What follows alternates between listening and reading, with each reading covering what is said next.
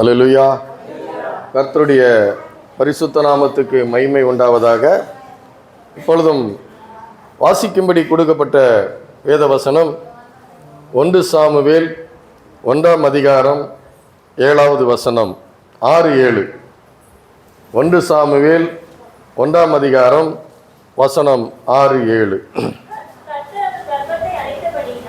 கர்த்தர் அவளுடைய கர்ப்பத்தை அடைத்தபடியினால் அவளுடைய சக்களத்தி அவள் துக்கப்படும்படியாக அவளை மிகவும் விசனப்படுத்துவாள். அவள் கர்த்தருடைய ஆலயத்திற்கு போகும் சமயத்தில் அவன் வருஷந்தோறும் அந்த பிரகாரமாய் செய்வான். இவன் அவளை மனமடிவாக்குவாள். அப்பொழுது அவள் சாப்பிடாமல் அழுது கொண்டிருப்பாள். அல்லேலூயா. இன்னைக்கு பார்க்க போகிற காரியம் நம்முடைய உள்ளத்தினுடைய ஆழத்திலிருந்து பல காரியங்கள் நாம் தேவனிடத்திலே பெற்றுக்கொள்ள முடியாதபடி சில காரியங்கள் இந்த உலகத்தில் நடக்கலாம். அல்லேலூயா. அது குடும்பத்தில் ஒரு நல் வாழ்க்கையாக இருக்கலாம், இல்லை நிறைவான வாழ்க்கை வாழ முடியாதபடி ஒரு குறைவான வாழ்க்கை வாழும்படியாக இருக்கலாம், இல்லை குடும்பத்திலே சமாதான குறைவுகள் இருக்கலாம்.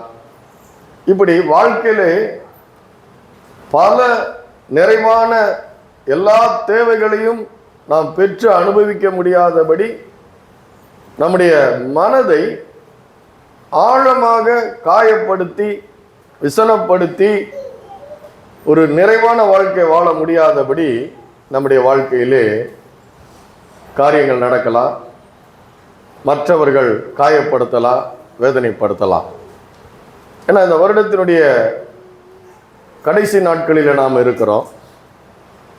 நம்முடைய அப்படிப்பட்ட சூழ்நிலையிலே நாம் சிலவற்றை நன்றாக கற்று வேதத்திலிருந்து வேத வசனங்களிலிருந்து பரிசுத்தவான்களிடத்திலிருந்து நாம் அதை கற்றுக்கொண்டு வருகிற புதிய வருடத்திற்குள்ளே அற்புதமாக அடியெடுத்து வைக்க இப்படிப்பட்ட சத்தியம் நமக்கு தேவைப்படுகிறது.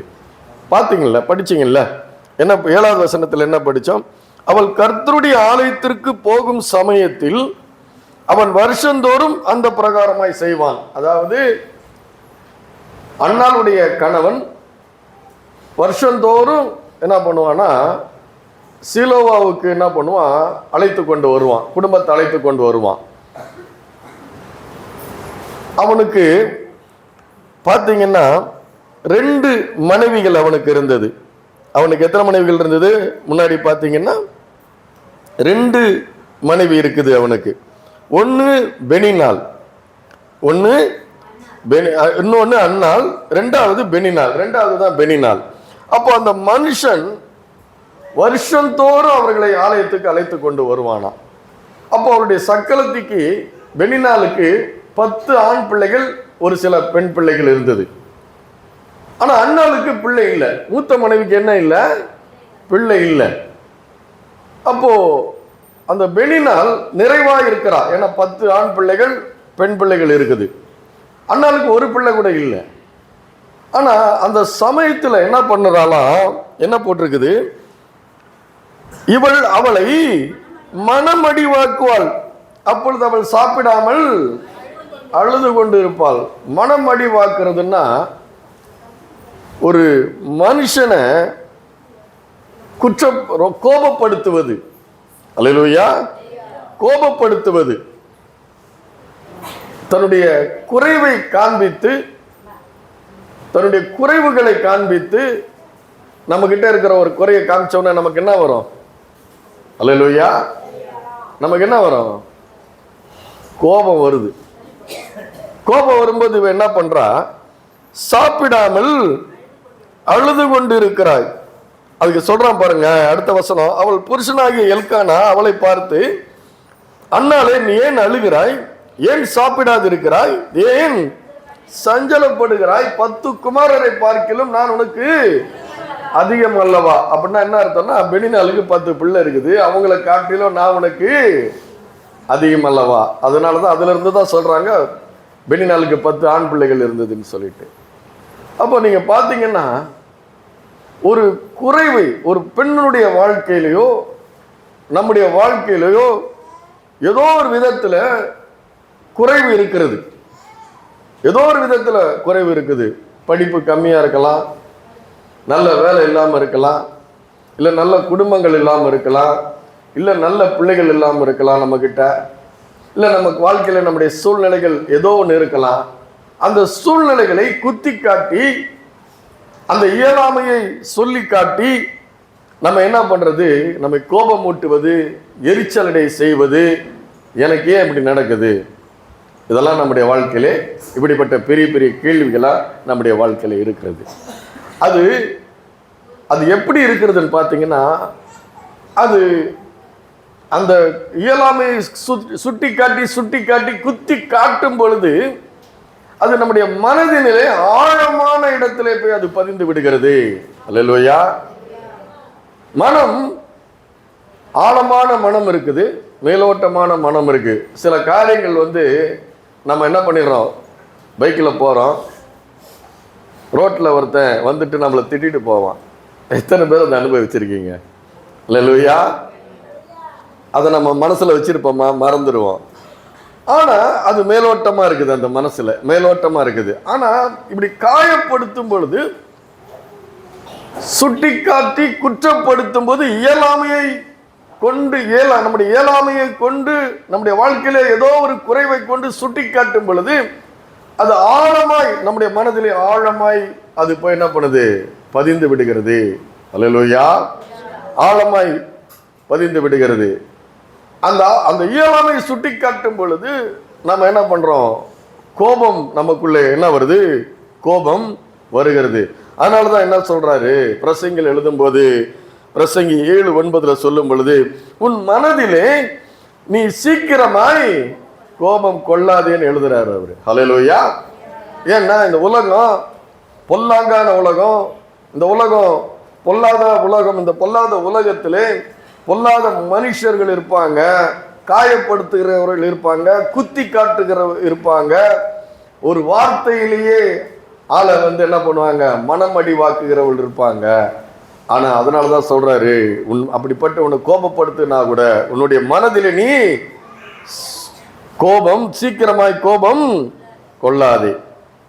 அப்போ அதே மாதிரி எபேசியர்ல சொல்றாரு, நீங்கள் கோபம் கொண்டாலும் பாவம் செய்யாதிருங்கள். அல்லேலூயா. கோபம் வருது, கோபம் மனுஷனுக்கு இல்லாம இல்லை, கோபம் வரும். அந்த கோபம் கொண்டாலும் என்ன சொல்லுது வேதம், என்ன சொல்லுது, நீங்கள் பாவம் செய்யாதிருங்கள். அல்லேலூயா.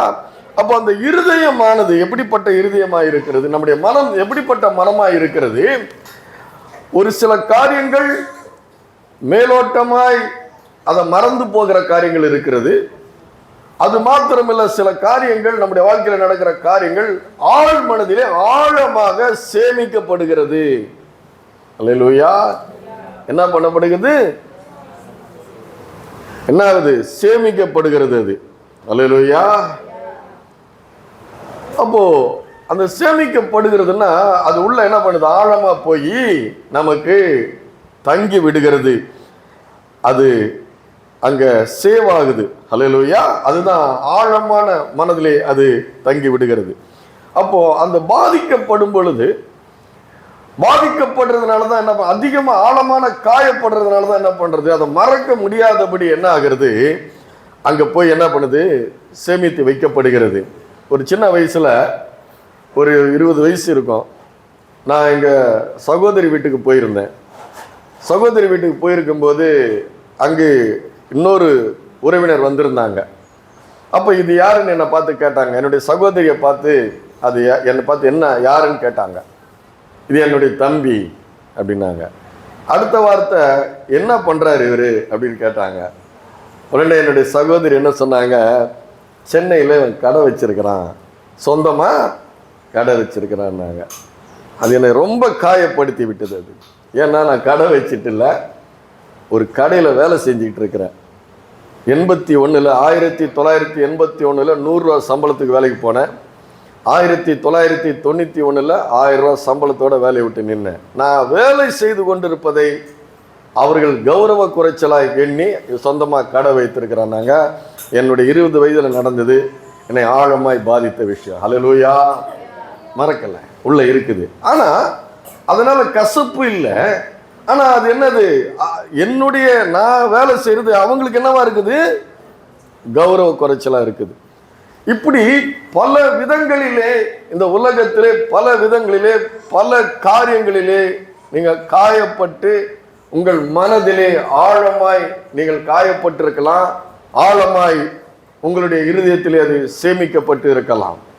அப்போ அது மாத்திரமல்ல, நம்ம குற்றப்படுத்துறோன்னு சொன்னாலே இப்ப பெனில என்ன பண்றா, அவளை மடிவாக்குகிறாள். அப்படின்னா என்ன சொல்றாரு ஆண்டவர், என்ன சொல்றாரு மத்தேயு 12:35 என்ன சொல்றாரு, நல்ல மனுஷன் இருதயமாகிய நல்ல பொக்கிஷ சாலையிலிருந்து நல்லவர்களை எடுத்து காட்டுகிறான். நல்ல மனுஷன் இருதயமாகிய நல்ல பொக்கிஷத்திலிருந்து நல்லவர்களை எடுத்து காட்டுகிறான். பொல்லாத மனுஷன் தன்னுடைய பொல்லாத இருதயமாகிய பொல்லாத பொக்கிஷத்திலிருந்து பொல்லாதவைகளை எடுத்து காட்டுகிறான். அல்லேலூயா. இது இந்த உலகத்தில் இருக்கும். இந்த உலகத்தில் நீங்க நல்ல மனுஷர்களை சந்திக்கலாம், உதவி செய்கிற மனுஷர்களை சந்திக்கலாம், உபத்திரவப்படுத்துகிற மனிதர்களை சந்திக்கலாம், காயப்படுத்துகிற மனிதர்களை நீங்க சந்திக்கலாம். அப்போ இப்படிப்பட்ட சூழ்நிலையை நாம் அதை எப்படி எதிர்கொண்டு வாழ்வது, எப்படி எதிர்கொண்டு நாம் இந்த உலகத்தை நாம ஜெயிப்பது என்பதுக்கு தான் இன்னைக்கு நாம அண்ணாளுடைய கதையிலிருந்து நம்ம பார்க்க போறோம். அப்போ பாருங்க, இப்போ நம்ம என்ன பண்ணணும் பார்த்தீங்கன்னா, சங்கீதக்காரன் ஒன்று கத்துக்கலாம். சங்கீதம் 119 எடுங்க. சங்கீதம் 119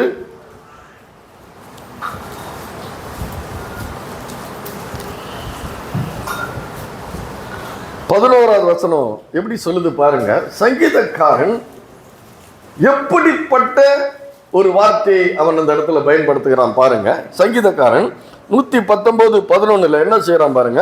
நான் உமக்கு விரோதமாய் பாவம் செய்யாதபடிக்கு முது வாக்கை என்னுடைய இருதயத்திலே வைத்து வைத்தேன். நல்லா படிக்கணும். அத இருதயத்துல வைத்தேன்னு சொல்லி போடல, இருதயத்திலே வைத்து வைத்தேன். அப்படின்னா என்னன்னா, உள்ள உமக்கு விரோதமாய் நான் பாவம் செய்யாதபடி உங்களுடைய வார்த்தைகளை என்னுடைய இருதயத்தில் என்ன பண்றேன், ஆழமாய் வைக்கிறேன். என்ன வைக்கிறேன், ஆழமாய் சேமிக்கிறேன், ஆழமாய் நான் சேவ் பண்ணி வைக்கிறேன். அல்லேலூயா. அப்போ இதுவும் ஆழமாய் எதை வைக்கிறாங்க, அவருக்கு விரோதமாய் பாவம் செய்யாதபடி, பேசாதபடி, கிரியைகள் செய்யாதபடி அவருடைய வார்த்தைகளை என்னுடைய இருதயத்தில் என்ன பண்ண போறேன், நானு ஆழமாய் சேமிக்க போறேன், மறக்க மாட்டேன். அல்லேலூயா. நான் அதை மறக்கவே கூடாது, அது ஆழமா பதிஞ்சிருக்கணும். ஏன் பதிஞ்சிருக்கணும், உமக்கு விரோதமாய் நான் பாவம் செய்யாதபடி. அல்லேலூயா. அதே போல மரியாளுடைய வாழ்க்கையிலே லூக்கா எழுதின சுவிசேஷம் 2ஆம் அதிகாரம் 19வது வசனம் எடுங்க. லூக்கா எழுதின சுவிசேஷம் 2ஆம் அதிகாரம் 10வது வசனம் பாருங்க. 19:2-19. மரியாளோ அந்த சங்கதிகளை எல்லாம் எங்க வைத்தாளா, தன்னுடைய இருதயத்திலே வைத்து சிந்தனை பண்ணினாள். அல்லேலூயா.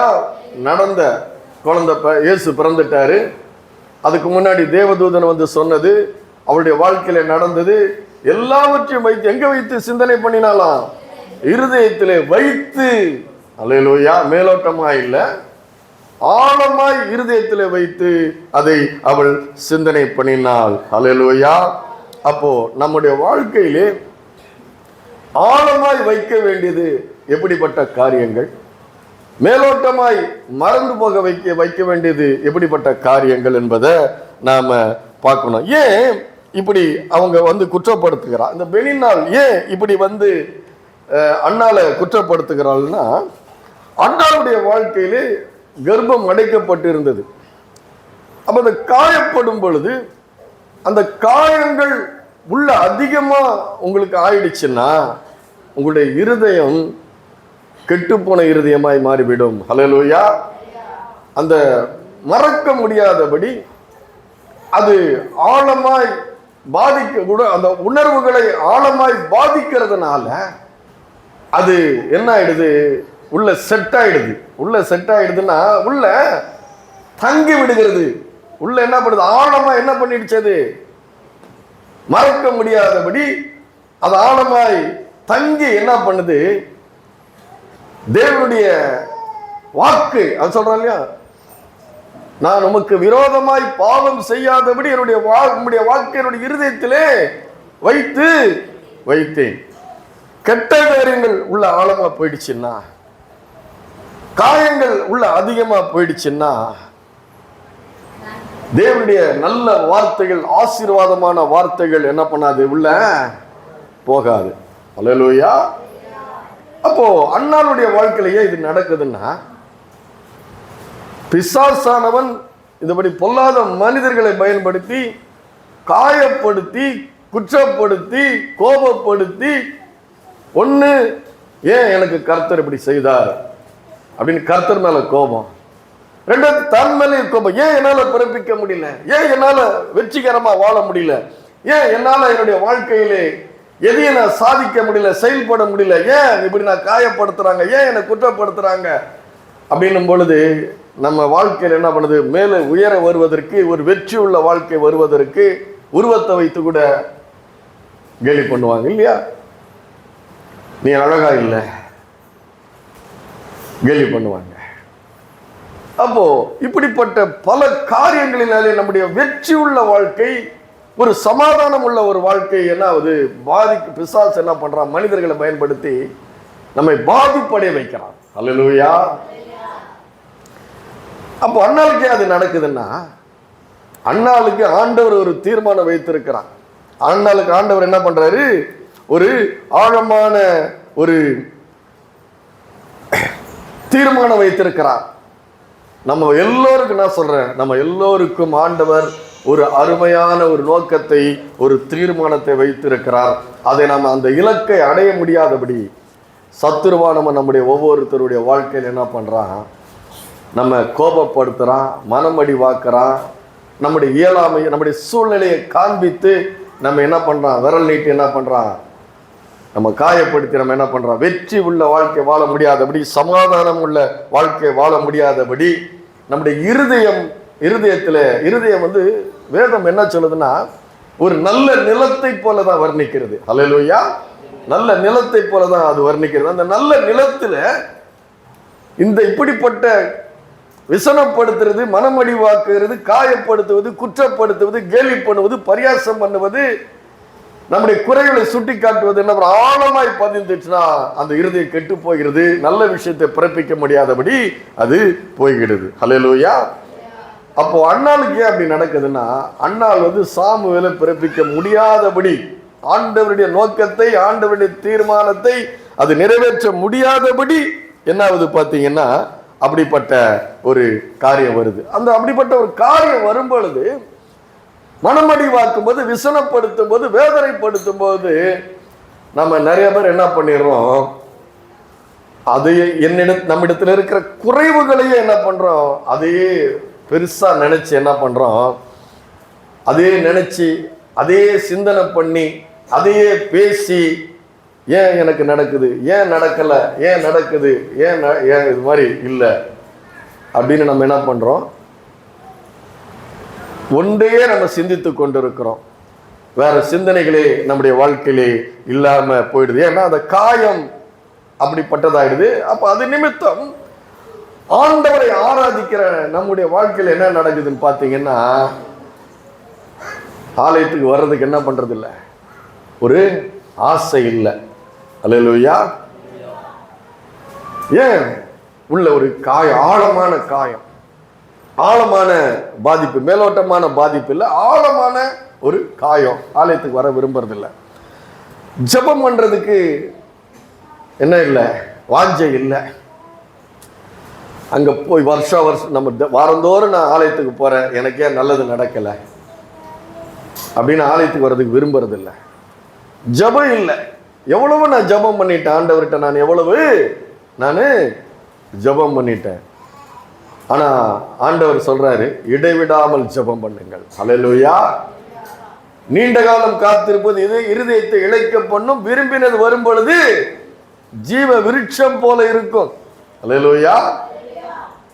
அப்போ இது நம்ம விட்டுறோம். ஜெபம் பண்றது இல்ல, ஆலயத்துக்கு வர்றதில்ல, வேத வாசிப்பு இல்ல, ஆராதனை இல்ல. அதன் மத்தியில பாத்தீங்கன்னா ஏன் ஒரு கசப்பு இருதயத்துல, கர்த்தர் மேல கோபம், கர்த்தர் மேல ஒரு கசப்பு. இதுக்கு தூபம் போடுவது போல, ஆமா அப்படி அது அந்த சூழ்நிலைக்கு ஏற்றது போல பேசி பேசி மற்ற காரியங்களை பேசுறதுக்கு இடமே இல்லாம போறதுக்கு இருக்குது. ஒரு குடும்பம் எனக்கு தெரியும் பாருங்க. அந்த குடும்பத்துல அந்த சகோதரனுடைய குடும்பத்துல திருமணம் என்ன ஆயிடுச்சு, ஃபெயிலியர் ஆயிடுச்சு. திருமணம், அந்த சகோதரனுடைய திருமணம் ஃபெயிலியர்னா கணவன் நல்ல கணவன் இல்லை. இதற்கு மத்தியில் 2 பிள்ளைங்க பிறந்துட்டாங்க. 2 பிள்ளைங்க பிறந்தாச்சு. 2 பிள்ளைங்களுக்கும் வளர்ந்து வர்றாங்க. அப்படி வளர்ந்து வரும் பொழுது அவர்களுக்கு மற்றவருடைய உதவி, உறவினர்களுடைய உதவி தேவைப்படுகிறது. யாருடைய உதவி தேவைப்படுகிறது? உறவினருடைய உதவி தேவைப்படுகிறது. அப்போ அந்த சமயத்தில் அங்கே இருக்கும் பொழுது அவர்கள் பேசின சில வார்த்தைகள், அவர்கள் செய்த சில உறவினர்கள் செய்த சில செயல்கள் என்ன ஆகுது, ஒரு யதார்த்தமா ஒரு சாதாரணமா செய்த செயல்கள் கூட என்ன பண்ணுது, அவருடைய சூழ்நிலை நிமித்தம். ஏன்னா இப்ப நம்ம கணவனை சார்ந்து இல்லை, உறவினர்களை சார்ந்து இருக்கும் பொழுது சின்ன சின்ன வார்த்தைகள் கூட பெரிய பெரிய காயங்களை உண்டாக்குகிறது. பெரிய பெரிய காயங்களை உண்டாக்குவது மாத்திரமல்ல, நமக்கு செய்கிற காரியங்களை அவங்க சீரா செய்யல அப்படின்றது அவங்களுக்கு தெரிகிறது.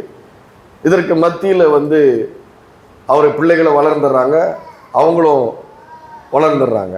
ஆனா இதன் மத்தியில் பார்த்தீங்கன்னா அவர்கள் இன்னைக்கு அவர்கள் யாருடைய உதவி இல்லாம தன்னிச்சையாய் வாழ, இந்த உறவினர்களுடைய உதவி இல்லாம தன்னிச்சையை வாழக்கூடிய ஒரு சூழ்நிலை விட்டது. ஒரு ஆசீர்வாதம் வந்துடுச்சு. ஆனா அந்த ஆசீர்வாதமான சூழ்நிலையில் அவங்க என்ன பண்றாங்க, அந்த உறவினர்கள் செய்த காரியங்களையே பேசி பேசி பேசி அந்த சின்ன விஷயத்தை ஊதி ஊதி பேசி என்ன பண்றது, அது பெருசா மாத்தி இன்றைக்கு இருக்கிற ஆசீர்வாத நிலைமை அவர்கள் மறந்து விட்டார்கள். அல்லேலூயா. புரியுதா உங்களுக்கு? அவங்களுக்கு பேசுறதுக்கு என்ன இல்லை, வேற நல்ல காரியங்களே இல்லை. நல்ல காரியங்கள் இல்லாம உறவினர்கள் செய்த சின்ன சின்ன காரியங்களே என்ன பண்றாங்க, பேசி பேசி இந்த 3 பேர் தான் பேசுறாங்க. பேசி பேசி அது என்ன ஆயிடுச்சு, ஆழமாய் போய்விட்டது. அப்ப நான் சொன்னேன், உங்க குடும்பத்துல 3 பேருக்கும் கவர்மெண்ட் வேலை கர்த்தர் கொடுத்தார். இந்த இவ்வளவு போராட்டங்கள் மத்தியில 3 பேருக்கு என்ன வேலை கிடைச்சிருக்குது, அரசாங்க வேலை கிடைச்சிருக்குது. இப்போ முன்னாடி நடந்தது நீங்க மறந்துட்டு இன்னைக்கு உங்களுக்கு ஆசீர்வாதம். கவர்மெண்ட் வேலைன்னா சாதாரண வேலையா? அது ஒரு ஆசீர்வாதம் இல்லையா? அப்ப அந்த குறைகளை நினைக்கும் பொழுது, அந்த கோபப்படுத்துறதை நினைக்கும் பொழுது, அந்த குறைவுகளை நிறைக்கும் பொழுது இன்றைக்கு இருக்கிற இந்த ஆசீர்வாதமான வாழ்க்கையை மறந்து போய் விடுகிறோம். அல்லேலூயா. மறந்து போகிறோம். கர்த்தர் செய்த நன்மையை மறந்து போகிறோம். நான் சொல்லி காமிச்சேன். 3 பேருக்குமே கவர்மெண்ட் வேலை.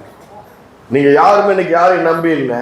எல்லாருக்கும் உங்களுக்கு அரசாங்கத்திலிருந்து ஓய்வூதியம் வருது, அரசாங்கத்திலிருந்து நல்ல வேலை வருது, ஒரு நிரந்தரமான வேலை வருது. ஏன் அதை நினைக்காம இப்படிப்பட்ட காரியங்களை நினைச்சு உங்களுடைய வாழ்க்கை, நீங்க கர்த்தர் செய்த நன்மைகளை நினைச்சு அதை நினைக்காம நீங்க ஏன் உங்களுடைய வாழ்க்கை இப்படி கசப்பால நிறைந்திருக்கிறீர்கள்? அல்லேலூயா. இந்த பேசி பேசி அந்த 3 பேருமே ஒரு விதத்துல என்ன பண்றாங்க, மனநிலை பாதிக்கப்பட்டவர்களை போல இருக்கிறாங்க. அல்லேலூயா. ஏன் அப்படின்னு அந்த நிலைமை, ஏன்னா வேதத்தை தியானிக்கல, ஆண்டவர் செய்த நன்மைகளை தியானிக்கல, ஆண்டவர் உங்களுடைய வாழ்க்கையில செய்திருக்கிற ஏராளமான, பாருங்க, பின்னோக்கி பார்க்கணும், சில காரியங்களை பின்னோக்கி பார்க்கணும். என்னுடைய மகளுக்கு திருமணம் தாமதமாகும் பொழுது நான் ஆண்டவர் செய்த நன்மைகளை நினைவு கூர்ந்தேன். அல்லேலூயா. இதுவரை நடத்தினவர் இனியும் நடத்துவார். அல்லேலூயா. இவ்விதமாய் ரட்சிக்கத்தக்க தேவன் வேறு ஒருவரும் இல்லை என்று விசுவாச அறிக்கை செய்ய வேண்டும். எல்லா குறைவுகள் மத்தியிலே போராட்டங்கள் மத்தியிலே கர்த்தரை நினைவு கூற வேண்டும். உன்னை வழிநடத்தி வந்த அந்த கர்த்தரை நினைவு கூர்ந்து உன்னுடைய வாழ்க்கையில செய்த அற்புதங்களை நினைவு கூர்ந்து அதை உள்ள வச்சுன்னா, அது உள்ள செட் ஆயிடுச்சுன்னா இந்த கசப்புள்ள தங்க முடியாது. ஹல்லேலூயா. இன்னைக்கு நம்ம பலவீனப்படுகிறது ஆண்டவரிடத்திலிருந்து பெற்றுக்கொள்ள முடியாதபடி, மனதிலே சமாதானம் இல்லாதபடி, நம்மை துக்கப்படும்படி, வேதனைப்படுத்தும்படி பிசாசானவன் நம்மை சோதிக்கலாம், மனிதர்களை பயன்படுத்தி நம்ம சோதிக்கலாம். ஆனா அந்த நேரத்துல நம்ம கர்த்தருடைய வார்த்தைகளுக்கு போனோம். கர்த்தர் செய்த நன்மைகளை நாம நினைவு கூறும் பொழுது அதிலிருந்து நமக்கு வெற்றி உண்டாகுது. ஹல்லேலூயா. ஜபம் இல்லாம போது, வேத வாசிப்பு இல்லாத போது, ஒரு ஆராதனை இல்லாத பொழுது, இப்படியே இதை பற்றியே பேசி பொல்லாதவைகளை பேசி, பொல்லாத பொக்கிஷமாகிய பொல்லாத இருதயத்திலிருந்து பொல்லாதவைகளை பேசி மனநிலை பாதிக்கப்பட்ட நிலைமையில என்ன பண்ணிடுறோம்? மனுஷங்க அப்படிதான் இருப்பாங்க. இன்னைக்கு நல்லா இருப்பாங்க, நாளைக்கு எப்படி இருப்பாங்க? நீங்க நல்லா பேசுவாங்க, நாளைக்கு என்ன பண்ணுவாங்க? மூஞ்ச திருப்பிட்டு போயிடுவாங்க. அதுக்காக நான் துக்கப்பட முடியுமா? ஆண்டவர் உன்னை நேசிக்கிறார். ஹல்லேலூயா. உன்னை சிருஷ்டித்த சிருஷ்டி கர்த்தா ஒருவர் இருக்கிறார், அவர் உன்னை நேசிக்கிறார் என்பதை நம்ம என்ன பண்ணணும்? இருதயத்திலே நாம் விசுவாசிக்க வேண்டும். அதனாலதான் சொல்றான் சங்கீதக்காரன் 119, 113 என்ன சொல்றான் பாருங்க. வீண் சிந்தனைகளை வெறுத்து உம்முடைய வேதத்திலே நான் பிரியமாயிருக்கிறேன். ஹல்லேலூயா. இந்த மாதிரி எண்ணங்கள் நம்முடைய சிந்தனைகளை என்ன பண்றது? நம்ம சிந்தனைகளை கெடுத்து நம்முடைய ஆழ் மனதிலே ஆழமாய் தேவையற்ற காரியங்களை, தேவையற்ற சிந்தனைகளை நம்ம சிந்திக்கும் பொழுது நம்முடைய இருதயத்தில் என்ன ஆகுது? அது ஆழமாய் அது எனக்கு பதிந்து விடுகிறது, அது சேமித்து வைக்கப்படுகிறது. அது சேமித்து பண்ண வைக்க கூடாதுங்க. கெட்டவைகள், பொல்லாதவைகள், குற்றப்படுத்துகிற காரியங்கள், விசனப்படுத்துகிற காரியங்கள், மறந்து போக வேண்டிய காரியங்கள், எரேஸ் பண்ண வேண்டியது, அழிக்க வேண்டிய காரியங்களை நாம உள்ள ஆழமா வைக்க கூடாது. எதை ஆழமா வைக்கணுமா? வீண் சிந்தனைகளை வெறுத்து உம்முடைய வேதத்தில் நான் பிரியமாயிருக்கிறேன். ஹல்லேலூயா. அப்போ உடனே என்ன பண்ணணும்? நம்ம யாருக்கிட்ட வரணும்? ஆண்டவர்கிட்ட நம்ம என்ன பண்ணணும்? வரணும். ஹல்லேலூயா. அதுதான் நான் என்னுடைய வாழ்க்கையிலே நான் செய்தேன். அப்போ இதை பத்தி பேசும்பொழுது என்ன பண்ணணும்? இதை என்ன பண்ணணும்? அதை வேற பேசுங்க, இதை பேசாதீங்க. ஆண்டவர் எனக்கு எவ்வளவு நல்லது செய்திருக்கிறாரு, இனி எனக்கு என்ன பண்ணுவாரு? நல்லது செய்வார் என்று நாம் என்ன பண்ணணும்? பேசணும். அப்ப இந்த நேரம் ஏன், இந்த தாமதம் ஏன்? இந்த நான் பெற்றுக்கொள்ள என்னுடைய வாழ்க்கையில் ஒரு வேலையோ, ஒரு உயர்வோ, ஒரு சமாதானமோ, எதையோ ஒன்று பெற்றுக்கொள்ள ஏன் தாமதமாகிறது? ஏன் தாமதமாகிறதுனா, உன்னுடைய வாழ்க்கையிலே ஆண்டவர் வைத்திருக்கிற ஒரு மிகப்பெரிய நோக்கத்துக்காக இவைகளெல்லாம் தாமதமாகிறது. அல்லேலூயா. அதான் நான் சொன்னேன், நீ நெடுங்காலமாய் காத்திருப்பது இருதயத்தை இழைக்க பண்ணும், விரும்பினது வரும் பொழுது அது ஜீவ விருட்சம் போல இருக்கப்பா. இருதயத்தில் எதை வைக்கணும்? அதனாலதான் ஆண்டவர் சொல்லிக் கொடுக்கிறார் இல்லையா? யாருக்கு சொல்லிக் கொடுக்கிறாரு? யோசுவாவுக்கு சொல்லிக் கொடுக்கிறாரு. இந்த நியாயப்பிரமாண புஸ்தகம் உன் வாயை விட்டு பிரியாதிருப்பதாக. அல்லேலூயா. ஏன்னா ஆண்டவர் செய்த அற்புதமான காரியங்கள், பலத்த காரியங்கள் எல்லாம் உன்னுடைய இருதயத்துல மறக்காம இருக்கணும். அப்படி மறக்காம இருக்க வேண்டும் என்பது அவர் சொல்லிக் கொடுக்கிறார். இந்த நியாயப்பிரமாண புஸ்தகம் உன் வாயை விட்டு பிரியாது இருப்பதாக, இதில் உள்ளவைகள் செய்யும்படி கவனமாயிரு, புத்திமானாய் நடந்துகள், அப்பொழுது காரியத்தை நீ என்ன பண்ணுவாய்? வாய்க்க செய்வாய். அல்லேலூயா. வாய்க்க செய்ய வேண்டும், வெற்றி உள்ளமா இருக்க வேண்டும் என்று ஆண்டவர் சொல்லி நமக்கு என்ன கொடுக்கிறாரு? அப்படி சொல்றாரு. அப்போ பாத்தீங்கன்னா இந்த தாமதம் ஏன்? தாமதம் ஏன்னா வேதம் சொல்லுகிறது, 1 பேதுரு 1:7 சொல்லுகிறது, அழிந்து போகிற பொன் அக்கினியினாலே சோதிக்கப்படுமா. அல்லேலூயா. அழிந்து போகிற பொன், அழிந்து போகிற பொன் அக்கினினாலே சோதிக்கப்படும். போய் தங்கத்தை கடையில் கொடுக்குறோம். தங்கத்தை கடையில் கொடுத்த உடனே என்ன பண்ணுறான்? ஃபஸ்ட்டு என்ன பண்ணுறான்? அதை சூடாக்குறான். சாதாரணமாக சூடாக்குறான். சூடாகும்போது நம்ம அணிந்திருக்கிறோம் இல்லையா, நம்முடைய சரீரத்தில் இருக்கிற அழுக்கு, தூசி, அதெல்லாம் என்ன பண்ணுது? அந்த தங்கத்தில் ஏறிடுது. தங்கத்தில் என்ன ஆயிடுது? போகுதா இல்லையா? போகுது. மோதிரத்தில் போகுது, கம்மலில் போகுது, கழுத்தில் போட்டிருக்க செயினில் போகுது, நிறையா என்ன ஆகுது? இப்போ வாங்கினா ஒரு சவரம் வாங்கினா அது கூட ஒரு 1/2 கிராம் என்ன பண்ணுது? அழுக்கு அதில் சேர்ந்து போயிருக்குது. அதனால அவனுக்கு தெரியும். அதை வாங்குறவன் என்ன பண்றான், அதை என்ன பண்றான், முதல்ல சூடு பண்றான். சூடு பண்ண உடனே அதெல்லாம் சூடாகி அதெல்லாம் எரிஞ்சு சாம்பல் ஆகும்போது என்ன பண்றான், எடுத்து என்ன பண்ணான், டேபிள் வச்சு டக்கு டக்கு டக்கு டக்குன்னு தட்டுறான். தட்டினா கொஞ்சம் தூசி வருது, ஒரு என்ன சாம்பல் வருது. அதுக்கப்புறம் எடை போட்டால் கரெக்டாக 1 சவரம் தான் இருக்குது, குறையுது. திருப்பி என்ன பண்ணுறான், அதை உருக்குறான். உருக்கி அவன் என்ன பண்ணுறான், அதை வந்து சுத்தமான தங்கமாக்கி இவ்வளோ இருக்குது அப்படின் போது 1 சவரம் போட்டால் கொஞ்சம் என்ன ஆகுது, அது குறையுது. அழிந்து போகிற பொன் அக்னியினால சோதிக்கப்படுகிறது. ஏன்னா அதில் இருக்கிற தூசி அழுக்கு எல்லாம் என்ன பண்ணுது, அதெல்லாம் என்னது வெளியே போகிறது. அதான் சொல்றாரு, அழிந்து போகிற பொன் அக்கினியால சோதிக்கப்படும், அதிலும் விலையேற பெற்றவங்கள் விசுவாசம். உங்க விசுவாசம் எதோ காட்டிலும் பெருசா, பொன்னை காட்டிலும் பெருசா. எடுங்க 1:7 எடுங்க, 1 பேதுரு 1:7 எடுங்க. அழிந்து போகிற பொன் அக்கினியாலே சோதிக்கப்படும், அதை பார்க்கிலும் அதிக விலையேற பெற்றதா இருக்கிற உங்கள் விசுவாசம் சோதிக்கப்பட்டு இயேசு கிறிஸ்து வெளிப்படும் போது உங்களுக்கு புகழ்ச்சியும் கனமும் மகிமையும் உண்டாக காணப்படும். அதாவது என்ன சொல்றாரு, உங்களுடைய வாழ்க்கையில இயேசு கிறிஸ்துவானவருடைய ஆசீர்வாதம் வெளிப்படும் பொழுது உங்களுக்கு புகழ்ச்சியும் கனமும். இயேசு கிறிஸ்துவானவர் ஏதோ ஒன்று உங்க வாழ்க்கையில தாமதிச்சிருக்குது. அந்த தாமதம் வந்து உங்களுடைய விசுவாசத்தை சோதிக்கிறது. நீங்க நிக்கிறீங்களா, விசுவாசத்தில் நிக்கிறீங்களா, என்ன நம்புறீங்களா, என்ன விசுவாசிக்கிறீங்களா? ஆண்டவர் கேட்கிறாள், நீ என்னை விசுவாசிக்கிறியா, என்ன நீ என்னால் கூடும் என்று நீ விசுவாசிக்கிறியா? ஒருத்தர் சொல்றான், விசுவாசிக்கிறேன் ஆண்டவரே, ஆனாலும் என்னுடைய அவிசுவாசம் நீங்க உதவி செய்யும். அவனுக்கு உதவி தேவைப்படுது. அப்ப அந்த விசுவாசம் அதிலும் விலையேற பெற்ற உங்கள் விசுவாசம் சோதிக்கப்பட்டு. ஏன்னா ஆண்டவர் உங்களுடைய வாழ்க்கையிலே அவர் செய்ய போகிறாருன்னா அது அவருடைய மகிமைக்கு குறைவாக இருக்காது. அல்லேலூயா. நல்லா கவனிக்கணும். உங்க வாழ்க்கையில ஆண்டவர் செய்கிற காரியங்கள்லாம் மகிமை உள்ளதா தான் இருக்கும். நல்லா கவனிக்கணும் நீங்க. ஏன்னா நம்முடைய ஆண்டவர் யாரு? ஜீவனுள்ள தேவன், சர்வ வல்லமையுள்ள தேவன். அவர் உங்களுடைய வாழ்க்கையிலே ஒரு காரியத்தை செய்ய விரும்பினால் அது மனுஷருடைய அளவின்படி இல்லை, ஆண்டவருடைய அளவின்படி இருக்கும். அல்லேலூயா. அவருடைய மகிமை. இப்ப நான் ஒரு காரியத்தை நான் செய்யறேன், என்னுடைய சக்திக்கு ஏற்ற மாதிரி என் கையில இருக்கிற மாதிரி நான் செய்யறேன். அப்ப அது என்ன பண்ணுது, அது ஒரு நல்லா இருக்குது. ஆனா ஆண்டவர் நம்ம கூட ஆண்டவர் இருந்து அவர் செய்தார்னா, நமக்கு அவர் செய்ய விரும்புகிறாருன்னா அவர் என்ன பண்ணுவாரு, அதை என்ன பண்ணுவாரு, சிறப்பாக்கி விடுவார். அதனாலதான் சொன்னார், நீ நினைக்கிறதற்கும் வேண்டிக் கொள்வதற்கும் மிகவும் அதிகமாய் கிரியை செய்ய வல்லவர். யார் அவரு? நம்முடைய ஆண்டவர். யாரு? நீ நினைக்கிறதற்கும் வேண்டிக் கொள்வதற்கும் மிகவும் அதிகமாய்.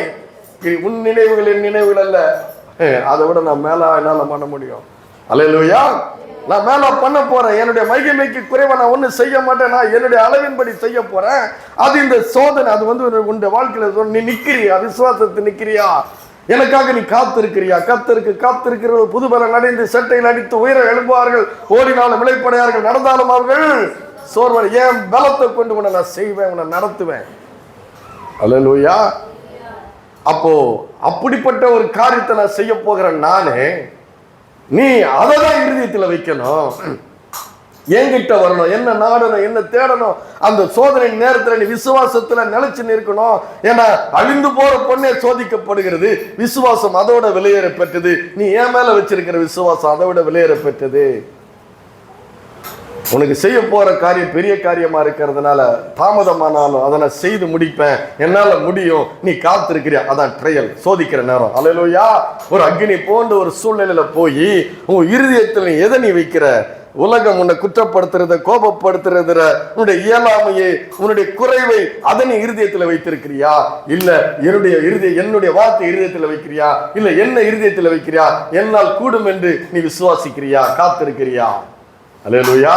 அதனால தான் சொல்றாரு, இடைவிடாமல் ஜெபம் பண்ணுங்கள். அல்லேலூயா. இடைவிடாமல் ஜெபம் பண்ணுங்கள். நீங்கள் ஒன்றை குறித்தும் கவலைப்படாமல் எல்லாவற்றை குறித்து ஸ்தோத்திரத்துடனே கூடிய ஜெபத்துடனே உங்கள் விண்ணப்பங்களை நீங்கள் தேவனிடத்தில் தெரியப்படுத்துங்கள். அல்லேலூயா. அதுதான் ட்ரையல். அந்த அக்னியில் போடப்பட்டிருக்குது. எது நீ இருதயத்தில் வைக்கிற? ஒரு பலவீனமானவங்களாம் என்ன பண்ணுவாங்க, அதே நினைச்சு என்ன பண்றாங்க, தூக்கி எறியணும். அல்லேலூயா.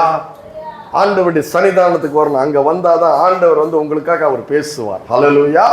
உங்களுக்காகவே அவர் பேசக்கூடிய தேவனாய் அவர் இருக்கிறார். ஏன்? அவர் உங்களை நேசிக்கிற ஒரு நல்ல தேவனாய் இருக்கிறார். ஏன்? அப்ப அண்ணாவுக்கு ஏன் இப்படிப்பட்ட ஒரு காரியங்கள் நீங்க போய் 1ஆம் அதிகாரத்துல நீங்க படிச்சு பார்த்தீங்கன்னா ஏகப்பட்ட காரியங்கள் போட்டிருக்கோம். என்ன காரியங்கள் போட்டிருக்கோம் பார்த்தீங்கன்னா, 6வது வசனத்துல அவளை மிகவும் விசனப்படுத்துவாளாம். 7வது வசனத்துல அவளை மன மடிவாக்குவாளாம். 8வது வசனத்துல அவள் சஞ்சலப்படுகிறாளாம். அல்லேலூயா. 10வது வசனத்துல மனம் கசந்து அழுது.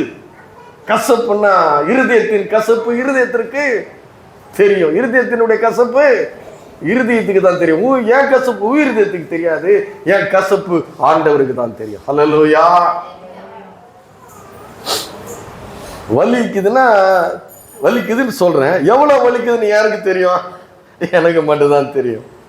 ஆனா ஆண்டவருக்கு தெரியும். என்னுடைய வலி ஆண்டவருக்கு தெரியும். அதனால தான் சொல்றேன் இல்லையா, சவுலே சவுலே நீ ஏன் என்னை துன்பப்படுத்துகிற, அவருக்கு தெரியுது. அப்ப பாத்தீங்கன்னா நீங்க அதை படிச்சு பாத்தீங்கன்னா அவ்வளவு காரியங்கள், மனம் கசந்து சஞ்சலப்பட்டு மனமடிவாகி விசனப்படுத்துகிற காரியங்கள் நான் சொல்றேன். உங்க வாழ்க்கையில அண்ணாளுக்கு நடந்தது போல இல்ல, வேற ஒரு காரியமா இருக்கலாம். அல்லேலூயா. வேற ஒரு காரியமா இருக்கும். ஆனா அப்ப ஏன் அது நடக்குதுன்னா, ஒரு சோதனை உங்களுடைய வாழ்க்கையில நடக்குது. நான் சொல்றேன், உங்களுடைய ஆலயம் வர்றது குறையக்கூடாது, உங்க ஆராதனை குறையக்கூடாது, உங்களுடைய ஜெபம் குறையக்கூடாது. தேவனோடு கூட இருக்கிற இடைவெளியை என்ன பண்றான், இந்த சூழ்நிலைகள் மூலமாக என்ன பண்றான், பிசாசு இடைவெளி என்ன பண்றான், அதிகமாக்குறான். அல்லேலூயா. இடைவெளிய கிட்ட வர விட மாட்டேங்கிறான். ஆண்டவர்கிட்ட போனா ஆண்டவர் கத்து கொடுத்துருவாரு. ஆண்டவர்கிட்ட என்ன பண்றான், இடைவெளியை அதிகமாக்குறான். இடைவெளி அதிகமாக அதிகமாக அவருடைய பிரசன்னத்திலிருந்து நீ வெளியே போயிட்டீன்னா, அந்த ஒளி பிரகாசத்திலிருந்து வெளியே போயிட்டீன்னா என்ன ஆகும், பிசாசு என்ன பண்ண முடியும், அட்டாக் பண்ணும். அதான் அந்த குடும்பத்துக்கு நடந்துச்சு. அல்லேலூயா. அந்த குடும்பத்துக்கு நடந்ததுனால கிட்டத்தட்ட ஒரு விதத்துல மனநிலை பாதிப்பு. ஒரு கர்த்தர் ஒருவர் இருக்கிறார். அவர் சொல்றார், என் மீட்பர் உயிரோடு இருக்கிறார். யோபு பக்தன் சொல்கிறான், என் மீட்பர் உயிரோடு இருக்கிறார். அப்போ ஒரு என்னை சிருஷ்டித்தவர் ஒருவர் இருக்கிறார். அந்த சிருஷ்டி கர்த்தா என் மீது நோக்கமாயிருக்கிறார். அது மாத்திரமல்ல, என்னுடைய வாழ்க்கையின் மீது அவர் நோக்கமாயிருக்கிறார். ஹல்லேலூயா. ஆதாம் ஆசீர்வதிக்கும் போது என்ன ஆசீர்வதிச்சாரு, உன்னை ஆசீர்வதிக்கவே ஆசீர்வதிப்பேன், உன்னை பெருகவே பெருக பண்ணு, உன் பேரை பெருமைப்படுத்த சிறுமைப்படுத்துவன்னு சொல்லியிருக்கிறாரு. கெட்ட குமாரன் அழிஞ்சு வர்றான், தகப்பன் அதே பாசத்தை தான் காட்டுறாரு, கொஞ்சம் குறைச்சி காட்டுறாரா. நாம அப்படி பண்ணுவோம், ஆண்டவர் அப்படி பண்றதில்லை. அப்ப ஏன் அப்படி நடக்குது, ஏன் இந்த வாழ்க்கையில் இப்படி நடக்குது? இது இந்த இப்படிப்பட்ட சூழ்நிலையில தான் அவ ஒரு ஜெபிக்கிறா பாருங்க. 16ஆம் வசனத்துல சொல்றா, சேனைகளின் கர்த்தாவே தேவரீர் உம்முடைய அடியாளின் சிறுமையை நீர் கண்ணோக்கி பார்த்து உம்முடைய அடியாளை மறைவாமல் நினைந்தருளி உமது அடியாளுக்கு ஒரு ஆண் பிள்ளையை கொடுத்தால் அவன் உயிரோடு இருக்கும் நாளெல்லாம் சகல நாளும் நான் அவனை கர்த்தருக்கு ஒப்பு கொடுப்பேன். இந்த தாமதம் ஒரு விஷயத்தை பண்ணுது, ஆண்டவர்கிட்ட இடைவெளி உண்டாக்கல. அந்த மனமடி வாக்குறது, மனம் கசந்து போகிறது, வியாகுலப்படுகிறது, வேதனைப்படுத்துகிறது என்ன பண்ணல, அவளை என்ன பண்ண முடியல, ஆண்டவர்கிட்ட இடைவெளி உண்டாக்க முடியல. ஏன்னா அவளுக்கு ஆண்டவரை பத்தி தெரியுது, சர்வ வல்லவரை பத்தி தெரியுது. அவதான் சொல்ற, சேனைகளின் கர்த்தராகிய கர்த்தாவே உம்முடைய அடியாளுடைய சிறுமையை நினைந்து அடியாளுக்கு ஒரு ஆண் பிள்ளையை கொடுத்தால் அவளை வாழ்நாள் முழுதும் உமக்கு நான் ஒப்பு கொடுப்பேன், அவன் மேல் சவரகன் கத்தி படுவதில்லை. அல்லேலூயா. இது ஜெபம் வந்துருச்சு. இப்போ ஜெபம் என்ன பண்ணுது, இந்த ஜெபம் என்ன பண்ணுது, சுயநலம் இல்லை, எனக்கு கொடுத்தால் உமக்கு கொடுப்பேன். இந்த ஜெபத்துல என்ன இல்லை, சுயநலம் இல்லை. அல்லேலூயா. அது மாத்திரமல்ல, இந்த ஆழமான சோதனை நேரம் என்ன பண்ணுது, அவள் ஆண்டவரை விசுவாசித்ததுனால சுயநலம் இல்லை, பிள்ளைய வந்து ஆண்டவருக்குன்னே நான் வளர்க்கிறேன்னு அர்ப்பணிக்க வச்சுது அவளை. அல்லேலூயா. அது மாத்திரமல்ல, இது ஒரு யூனிக்னா தனித்தன்மையான ஒரு வாய்ப்பு அவளுக்கு கொடுக்கப்படுகிறது. பிள்ளைய வந்து ஆண்டவருக்குன்னு வளர்க்க ஒரு தனித்துவமான ஒரு தனித்தன்மை. யூனிக்னா இது வித்தியாசமா இருக்குது, இது மாதிரி நான் பார்த்தது இல்லை, அததான் யூனிக்கின் பேரு. அது மாதிரி தனித்தன்மையாய் அந்த பிள்ளையை வளர்க்க அவளுக்கு ஒரு வாய்ப்பை கொடுக்கிறது. அது மாத்திரமல்ல, அவ எங்க வந்தா ஒரு சாபம் போல இருக்குது. நம்முடைய சூழ்நிலைகள் ஒரு சாபம் போல இருக்குது, ஒரு தீமையை போல இருக்குது. சாபம் போல இருக்கிற, தீமையை போல இருக்கிற அந்த சூழ்நிலையை மாற்ற, ஆசீர்வாதமாய் மாற்றக்கூடிய ஒரு இடத்தில் அவள் வந்து விட்டாள். அல்லேலூயா. ஒண்ணு, அது ஆழமா போகாம பார்த்துக்கிறதுக்கு தேவனோடு கூட நெருக்கம், இடைவெளி இல்லை. அந்த காரியம் ஆழமா போய் உள்ள சேமித்து வைக்கப்படல, உள்ள சேவ் ஆகல. அந்த இடைவெளி இல்லாம தேவனோடு கூட ஐக்கியமும் நெருக்கமும் ஜபமும் அவருடைய சந்நிதிக்கு வரும் பொழுது இது உள்ள தங்க முடியல. இந்த கசப்பு, மனமடிவு, வேதனை உள்ள தங்க முடியல. ஆண்டவர்கிட்ட நெருக்கம் இருக்கிறதுனால ஆண்டவருக்கு அர்ப்பணிக்கவும், ஆண்டவருக்கு என்று ஒப்பு கொடுக்கவும், ஒரு சுயநலம் இல்லாத ஒரு ஜபத்துக்கும் ஒரு வழி வைக்கிறது. எது? ஆண்டவருடைய பிரசன்னமும் ஆண்டவருடைய ஐக்கியமும். ஹல்லேலூயா. அது மாத்திரமல்ல, அந்த சாபம் போல இருக்கிற, அந்த தீமையை போல இருக்கிற அந்த காரியத்தை அவருடைய பிரசன்னமும் அவருடைய ஐக்கியமும் வேறெடுத்து ஒரு ஆசீர்வாதமான நிலைமைக்கு கொண்டு வருகிறது. ஹல்லேலூயா. அப்போ நம்முடைய வாழ்க்கையில பிசாசானவன் வீண் சிந்தனைகளை கொடுத்து கர்த்தர் மேல ஒரு கசப்பை உண்டு பண்ணி கர்த்தரை விட்டு இடைவெளி ஆக்க என்ன பண்றான்? பிசாசு விரும்புறான். அந்த இடைவெளி வந்துருச்சுன்னா அவன் என்ன பண்றான்? திருடன் திருடவும் கொல்லவும் அழிக்கவும் வருகிறானே என்று வேறொன்றுக்கும் வரான். நானும் அவைகளுக்கு ஜீவன் உண்டாயிருக்கும், அந்த ஜீவன் பரிபூரணப்படவும் வந்தேன் என்று சொல்கிறான். அல்லேலூயா. அப்போ இடைவெளி என்ன பண்ணக்கூடாது? இடைவெளி கேப்பு விடக்கூடாது. ஹல்லேலூயா. அப்போ அந்த அன்புனாலதான் அவன் என்ன பண்றா? ஆண்டவருடைய சன்னிதானத்துக்கு வந்து என்ன பண்றா? 12வது வசனம் பார்த்தீங்கன்னா, அவன் அங்க வந்து என்ன பண்றா? அவள் கர்த்தருடைய சந்நிதியிலே வெகு நேரம் விண்ணப்பம் பண்ணும் பொழுது ஏலி அவள் வாயை கவனித்துக் கொண்டிருந்தான். அன்னாள் தன் இருதயத்திலே பேசினாள், அவள் உதடுகள் மாத்திரம் அசைந்தது, சத்தமோ கேட்கப்படவில்லை. பாருங்க, அவளை பத்தி என்ன சொல்லி இருக்கிறது? அவள் கர்த்தருடைய சந்நிதியிலே வெகு நேரம் விண்ணப்பம், தன் இருதயத்திலே அவள் பேசினால் அவருடைய சத்தமோ கேட்கவில்லை. அப்போ அந்த காரியங்கள், மனமடிவாக்கின காரியங்கள் உள்ள இல்லாம இருக்குன்னு நீங்க நினைக்கிறீங்களா? பாதிக்காம இருக்குன்னு நினைக்கிறீங்களா? நாம மனுஷங்களை தான், அண்ணாலும் ஒரு மனுஷி தான். ஆனா பாதிக்காம இருக்குதா? பாதிச்சிருக்கும். ஆனா அது ஆழமாய் வேறுண்டாதபடி உன்னை கசப்பு உள்ள வந்து செட் ஆகாத மாதிரி. அதனாலதான் வேதம் சொல்லுது, யாதொரு கசப்பான வேர் முளைத்து எழும்பாதபடி. பார்த்தீங்கன்னா நிறைய பில்டிங்ல நீங்க பார்த்துருப்பீங்க, ஒரு ஆலமரத்தினுடைய விழுது ஒரு இது உள்ள போயிடுச்சுன்னா அந்த பில்டிங் என்ன, அது வெடிச்சிருது. அந்த வேர் என்ன பண்ணுது? உள்ள போய் அந்த கட்டடத்தை என்ன பண்ணுது? வெடிக்க வச்சிருது. அந்த கட்டடத்தை என்ன பண்ணுது? அந்த இடத்தை என்ன பண்ணுது? பாழாக்குது. அப்போ நம்ம கிட்ட உள்ள கசப்பு உள்ள போச்சுன்னா நம்முடைய இருதய கெட்டு போகாதா? வெடிப்பு வராதா? அது மாறாதா? நான் கேட்கிறேன், மாறாதா? கண்டிப்பா. அந்த கசப்பான வேர் உள்ள போயிடுச்சுன்னா, அந்த கசப்பு உள்ள வேறுச்சுன்னா, கர்த்தர் மேல உனக்கு கசப்பு வந்துச்சுன்னா, கசப்பை மதுரமாக மாற்றக்கூடிய ஒருவர் இருக்கிறார். அல்லேலூயா. மாறாவை மதுரமாக்கிறவர் ஒருவர் இருக்கிறார். உன்னை களிப்பாய் மாற்ற என் உதடுகள் ஆனந்த களிப்புள்ள உதடுகள். அல்லேலூயா. சங்கீதக்காரன் சொல்றான், என் இருதயம் நல்ல விசேஷத்தினாலே பொங்குகிறது, என் பாத்திரம் நிரம்பி வழிகிறது. கசப்புள்ள போயிடுச்சுன்னா இந்த இதெல்லாம் இருக்காது. அல்லேலூயா.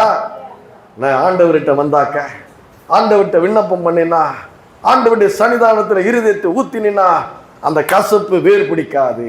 அல்லேலூயா. அதனால தான் சொல்றாரு, நான் திராட்சை செடி, நீங்கள் அதனுடைய ஒடிகள். கசப்பு வேர் உண்டக்கூடாது உன்னுடைய வாழ்க்கையில. பிசாசானவன் இடைவெளியை உண்டாக்கி சூழ்நிலையை மாற்றி, அதனால தான் சொல்றாங்க மனுஷங்க அப்படிதான் இருப்பாங்க, பிள்ளைங்க அப்படிதான் இருப்பாங்க, உலகம் அப்படிதான் இருக்கும். ஆனா உலகத்தில் இருக்கிறவனை காட்டிலும் உனக்குள் இருக்கிறவர் ஒரு பெரியவராக இருக்கிறார். அவரை பிடி, அது இடைவெளி விடாத, கேப் விடாத. அல்லேலூயா. அவரை வந்து ஜபம் பண்ணு, ஆராதனை பண்ணு, வேத வாசிப்பு பண்ணு, ஆலயத்துக்கு வந்தீங்கன்னா அவருடைய வார்த்தைகளை அவர் பேசுவார், அவர் தான் பேசுவார். என் புலம்பலை ஆனந்த கழிப்பாக மாற்றினார் என்று சங்கீதக்காரன் சொல்லுகிறான். அல்லேலூயா. புலம்பனானா என் புலம்பலை ஆனந்த கழிப்புள்ள உதடுகளால் என்ன பண்ண. கடைசியில் என்னாச்சு? பெனினாளுக்கு 10 பிள்ளைங்க, பேர் வெளியில வரல. அண்ணாள் ஒரு பிள்ளை கர்த்தருக்குன்னு கொடுத்தா. சாமுவேல் பெரிய தீர்க்கதரிசி. அல்லேலூயா. இஸ்ரவேலிலே ஒரு பெரிய தீர்க்கதரிசியை கொடுத்தார். ஏன் தாமதம்? ஏன் இரு? அப்போ அவளுக்கு பெருமிதம் இல்லையா? உயிரோட இருந்து பார்த்திருக்க மாட்டாளா? அண்ணாள் பார்த்திருக்க மாட்டாளா? ஆண்டவர் கொடுத்தா அப்படிதான் இருக்கும். அல்லேலூயா. அவருடைய மகிமையின்படி தான் கொடுப்பாரு. அல்லேலூயா. அதனால ஆண்டவர் விசுவாசிங்க, இருதயத்தில் ஆண்டவர் விசுவாசிங்க. அதனால தான் பவுல் சொல்கிறார், கிறிஸ்துவனுடைய அன்பை விட்டு பிரிப்பவன் யார்? அல்லேலூயா. கிறிஸ்துவனுடைய அன்பை விட்டு பிரிப்பவன் யார்? யாரும் பிரிக்க முடியாது. அல்லேலூயா. போய் அவர் பாதத்துல விழணும். அந்த ஆணி கடாவப்பட்ட பாதத்தை முத்தம் பண்ணணும், பாதத்தில் அமர்ந்து கொள்ள வேண்டும். அவரை விட்டு விடக்கூடாது, இடைவெளியை விடவே கூடாது. அல்லேலூயா. யாரெல்லாம் இப்படி ஒரு தீர்மானம் இப்ப எடுக்க போறீங்க? அல்லேலூயா. தீமையை நன்மையாய் மாற்றக்கூடிய ஆண்டவர் நம்முடைய ஆண்டவர். வழி இல்லாத இடத்திலே வழியை உண்டு பண்ணுகிறவர் நம்முடைய ஆண்டவர். அதனால தான் சொல்றாரு ரோமர் 8:8, மாம்சத்துக்குரியவர் தேவனுக்கு பிரியமா இருக்க மாட்டார்களாம். மாம்ச சிந்தை மரணம், ஆவின் சிந்தையோ ஜீவனும் சமாதானமுமா. அதனால சொல்றாரு, கிறிஸ்துவனுடைய அன்பை விட்டு பிரிப்பவன் யார்? படிப்போம். ரோமர் 8ஆம் அதிகாரம் 36 படிப்போம், 36 39 வரைக்கும் படிப்போம். பாருங்க, கிறிஸ்துவனுடைய அன்பை விட்டு நம்மை பிரிப்பவன் யார்? உபத்திரவமோ, வியாகுலமோ, துன்பமோ, பசியோ, நிர்வாணமோ, நாசமோசமோ, பட்டயமோ, இவை எல்லாவற்றிலும் நான் நம்மில் அன்பு கூறுகிறவர்களாலே முற்றும் ஜெயங்கொள்ளுகிறவர்களாக இருக்கிறோம். அல்லேலூயா. எந்த சூழ்நிலையும் அவருடைய அன்பை விட்டு பிரிக்காம இருந்தா நமக்கு என்ன இருக்குது? வெற்றி இருக்கிறது. அல்லேலூயா. நமக்கு என்ன இருக்குது? வாழ்வு இருக்குது. நமக்கு என்ன இருக்குது? சந்தோஷம் இருக்குது. அதே அண்ணால் 2வது அதிகாரத்துல பேசுறா பாருங்க. 2ஆம் அதிகாரத்துல வந்து பேசுறா பாருங்க. படிச்சீங்கன்னா நான் ஒரு சில காரியங்கள் அப்படியே சொல்றேன் பாருங்க. அப்பொழுது அண்ணால் ஜபம் பண்ணி பிள்ளை பிறந்ததுக்கு அப்புறம், என் இருதயம் கர்த்தருக்குள் களி கூறுகிறது, என் கொம்பு கர்த்தருக்குள் உயர்ந்திருக்கிறது. அல்லேலூயா. உம்முடைய ரட்சிப்பினாலே நான் சந்தோஷப்படுகிறேன். கர்த்தரை போல பரிசுத்தம் இல்லை, உம்மை அல்லாமல் வேறொரும் இல்லை, எங்கள் தேவனை போல ஒரு கண்மலையும் இல்லை. அது சொல்றா. மேல படிச்சீங்கன்னா, பசியா இருந்தவர்கள் இனி பசியாகிறார்கள், திருப்தியா இருந்தவர்கள் அப்பத்துக்காக கூலி வேலை செய்கிறார்கள், அநேகம் பிள்ளைகளை பெற்றவள் பலட்சியப்பட்டால், மலடியா இருந்தவள் 7 பெற்றால், கர்த்தர் கொல்லுகிறவரும் உயிர்ப்பிக்கிறவருமாய் இருக்கிறார். அல்லேலூயா. அவர் சிறியவனை புலிதிருந்து எடுத்து எளியவனை குப்பையில் உயர்த்தி பிரபுக்களோடும் ராஜாக்களோடும் உட்கார வைக்கிறார் அப்படின்னு அவ ஆனந்த களிப்பு பாடுறா. அல்லேலூயா. ஆண்டவர் கொடுத்தா அது அற்புதமா இருக்கும். நீயா தேடிக்கிட்டீன்னா அது என்னவா இருக்கும்? கசப்பா இருக்கும். அல்லேலூயா. அதனாலதான் சொல்றாரு, அதனாலதான் உலகத்துல எனக்கு எதிரா, நமக்கு எதிரா யாரு என்ன வேணா பண்ணிட்டு போட்டோம். அல்லேலூயா. நீங்க வெயிட் பண்ணணும். என்ன பண்ணணும்? நான் அமர்ந்திருந்து அவரே கர்த்தர் என்று நான் என்ன பண்ண போறேன்? அறிந்திருக்க போறேன். அல்லேலூயா. அவர் யுத்தத்தை அவர் நடத்துவார். என்னுடைய யுத்தத்தை என்ன பண்ணாரு? அவர் நடத்துகிறவராக இருக்கிறார். அல்லேலூயா. அதனாலதான் அவர் கடவுளை மாத்தல, கர்த்தரை மாத்தல. அல்லேலூயா. கர்த்தரை மாத்திரம் கர்த்தரை விடல. ஏன்னா அவருக்கு தெரியும் இவர் சொன்ன சொல்லை காப்பாற்றுகிற ஒரு கர்த்தர். அல்லேலூயா. அதனால உங்களுடைய வாழ்க்கையில எப்படிப்பட்ட ஒரு சூழ்நிலை போயிருந்தாலும் அந்த கசப்பு ஆழமாய் வேறுண்டாதபடி, அல்லேலூயா, அந்த கசப்பு ஆழமாய் உள்ள வேறு பிடிச்சிருச்சுன்னா நம்ம என்ன ஆயிடுது, அந்த சுவர் என்ன ஆகுது, உடைஞ்சு போயிடுது, விரிஞ்சு போயிடுது.